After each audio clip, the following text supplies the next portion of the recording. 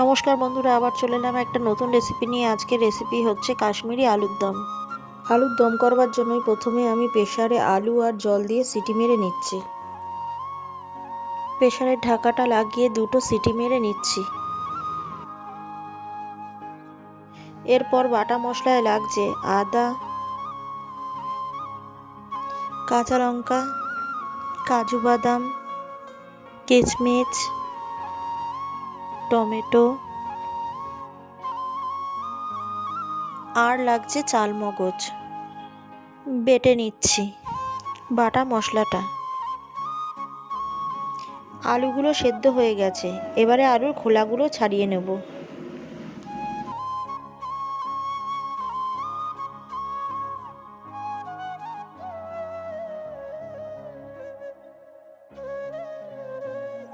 সব আলুগুলো ছাড়ানো হয়ে গেছে। এরপর একটা বাটিতে জল ঝরানো টক দই নিয়ে নিয়েছি। টক দইয়ের মধ্যে দিচ্ছি লঙ্কার গুঁড়ো, জিরের গুঁড়ো, ধনের গুঁড়ো আর দিচ্ছি সামান্য গোলমরিচের গুঁড়ো। সব একসঙ্গে ভালো করে মিশিয়ে নিচ্ছি। ভালো করে মশলাটা মিশিয়ে নিয়েছি। মেশাবার পর এতে দিচ্ছি চিনি আর পরিমাণ মতো নুন দিয়ে ভালো করে আবার মিশিয়ে নিচ্ছি।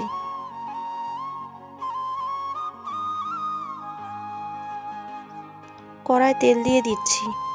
ফোড়নে দেব শুকনো লঙ্কা, জিরে, তেজপাতা আর গরম মশলার গুঁড়ো। ফোড়নটা ভালো করে ভেজে নেব। ভেজে নিয়ে বেটে রাখা মশলাটা তেলের মধ্যে দিয়ে দেব।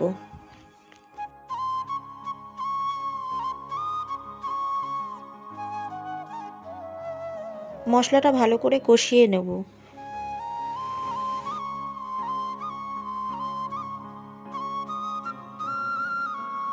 মশলাটা কষানো হয়ে গেছে, তেলও ছেড়ে দিয়েছে। এবারে গুলে রাখা মশলাটা দিয়ে দেব।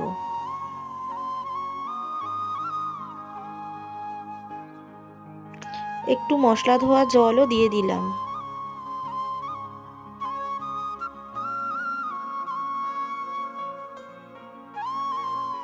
এবারও আরেকবার ভালো করে মশলাটা কষিয়ে নেব যতক্ষণ তেল না ছাড়ে।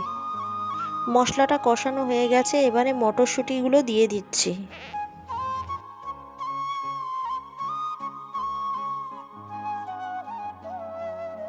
মশলাটা খুব সুন্দর করে কষে গেছে, তেলও ছেড়ে দিয়েছে। এবারে আলুগুলো দিয়ে দেব। এবারে আলুগুলো মশলার সঙ্গে ভালো করে কষিয়ে নেব।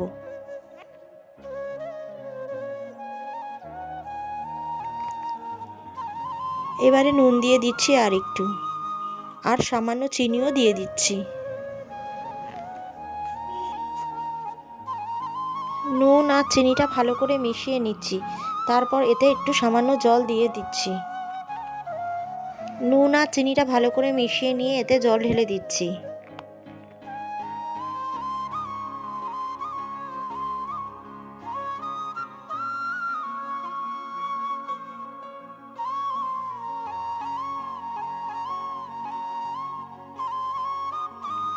এবারে অল্প ঘি আর কাসুরি মেথি দিয়ে দিচ্ছি।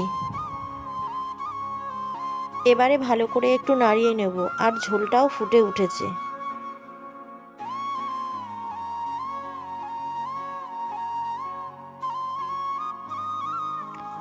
তৈরি কাশ্মীরি আলুর দম।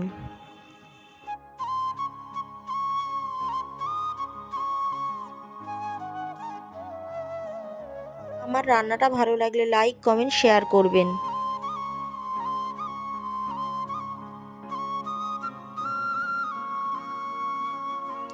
আর আমার চ্যানেলের নতুন বন্ধু হলে সাবস্ক্রাইব করে পাশে থাকবেন।